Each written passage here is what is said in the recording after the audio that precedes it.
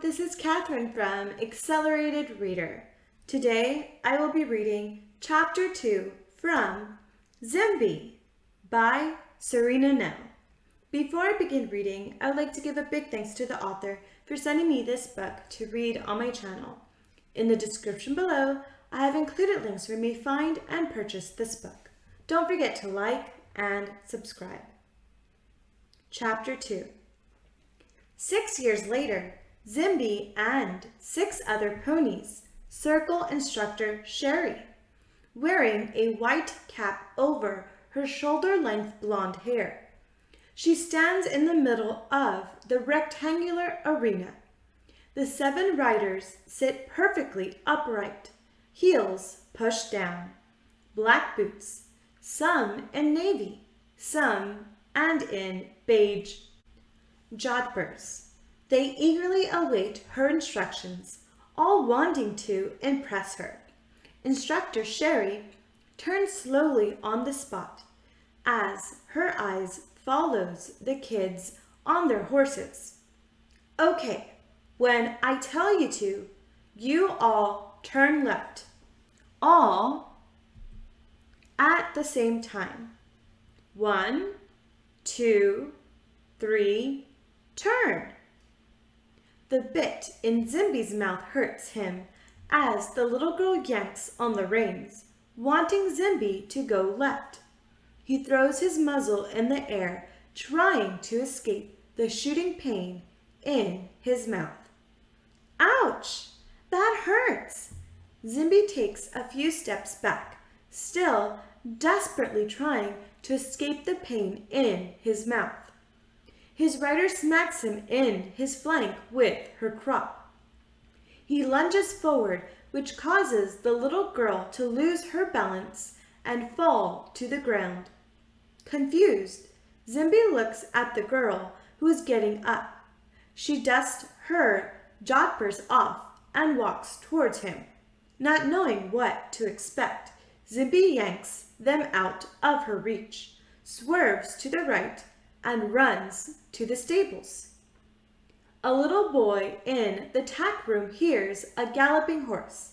He exits and sees Zimbie, looking completely bewildered, standing at the stables.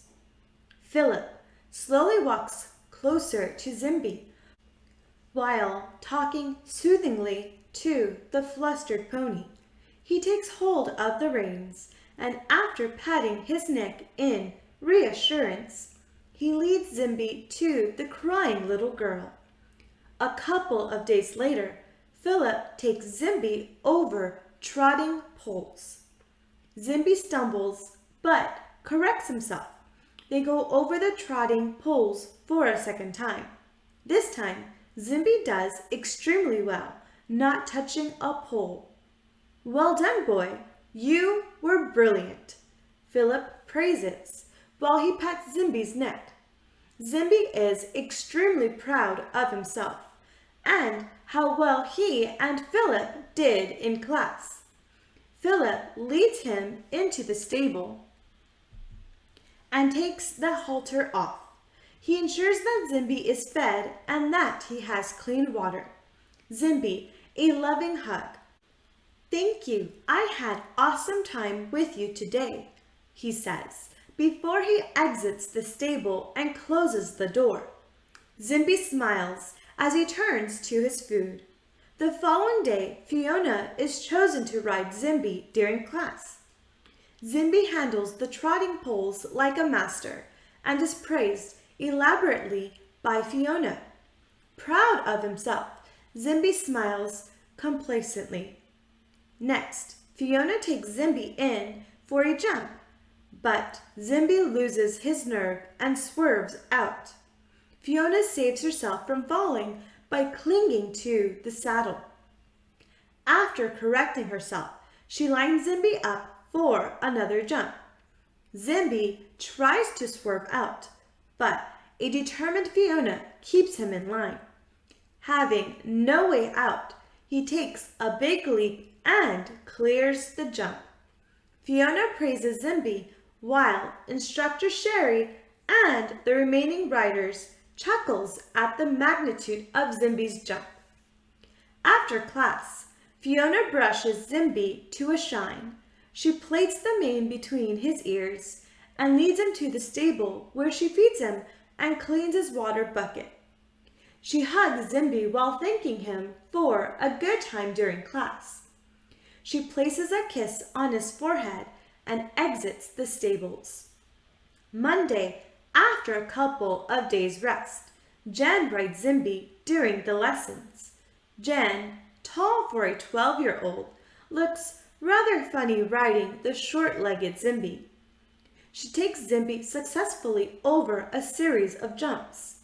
"You are such a good boy," says Jen, while she throws herself forward, her arms around Zimbie's neck. Zimbie looks at her, a big smile on his face. His mind wanders back to the day of the completion, 6 years ago. He has come a long way and is working hard to reach his dream of becoming a show jumper.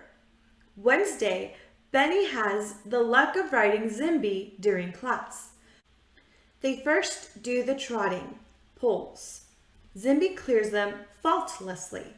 They follow with 4 successful jumps. At the 5th jump, Benny brings Zimbie in at an angle. Zimbie's inexperience causes him to panic, causing him to swerve out and refuse the jump. Benny is caught off guard. He loses his balance and falls. He gets up, dusts himself off, and mounts Zimbie again. He takes Zimbie over the jump again, this time using his crop, unnecessarily pulling hard on the reins, hurting Zimbie's tender mouth. "Benny, lighten up on that crop. Keep your legs on him," Instructor Sherry advises from the middle of the arena. Benny nods and eases up a little, though Zimbie can still feel that Benny is not at ease. He fails to understand why Benny has become scared of him. Early in the morning, vehicles with horse boxes arrive at the stables. Everywhere, groups of riders gather, excitingly chatting about the day's competition. Horses are taken out of stables and loaded into horse boxes. Zimbie is left behind in his stable. He stands on his hind legs, trying to see over the stable door. Longingly, he neighs, but one comes for him. Slowly, he turns to his food. He will not compete today. Some days later, Jen leads Zimbie, his reins loosely hooked on her arm. She takes another lick of the ice cream, which is melting quickly from the heat. Mouth-watering, Zimbie looks at the ice cream. "It looks so good, if only I can reach it," Zimbie thinks to himself. As he stretches his neck and tries to steal the ice cream, but Jen turns away, taking it out of his reach. "Jen, are you riding Zimbie today?" Jen turns to Julie, the little blonde girl with the big blue eyes. Noticing her attention diverted, Zimbie takes his chance and steals the ice cream before Jen can respond. Jen wants to react, but sees the futility and laughingly hands the rest of the ice cream to Zimbie.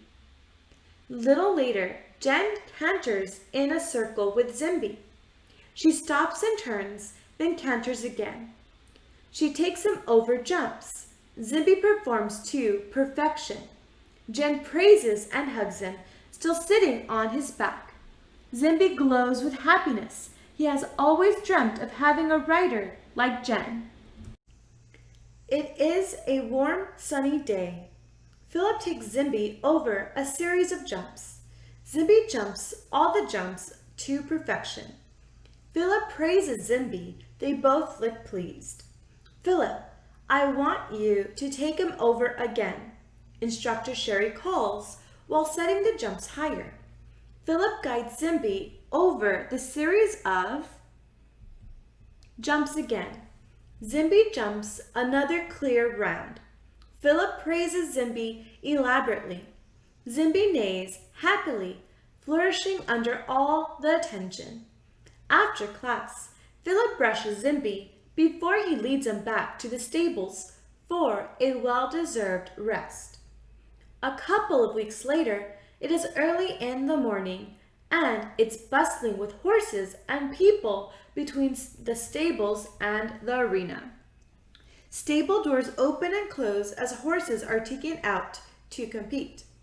Zimbie excitedly awaits his turn. With every door opening, he pricks his ears with every horse leaving and coming back. He realizes that they are not coming for him. After some time, the bolt of his door sounds, and the door swings open. Excited, Zimbie looks up. They finally came for him. Come, I'll take you to the paddock. I bet you are dying to get out of here. Jen puts a halter on Zimbie. Disappointed, Zimbie follows Jen to the paddock. When the halter is taken off, he walks off, showing no interest in the competition as he did before. Zimbie trots listless in the circle. He trips over trotting poles. Fiona cannot get him to trot, nor canter. After ensuring that he is sound, Instructor Sherry instructs Jen to take Zimbie to one side and work with him, one-on-one.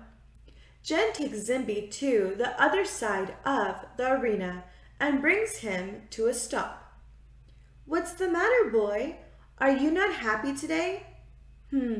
Where's your spunk gone? Let me see it. I dare you. They canter a couple of circles to the left and some to the right. Jen praises Zimbie a lot. After some time, Zimbie seems a little happier. They join the group again. 2 weeks later, and it is another competition day.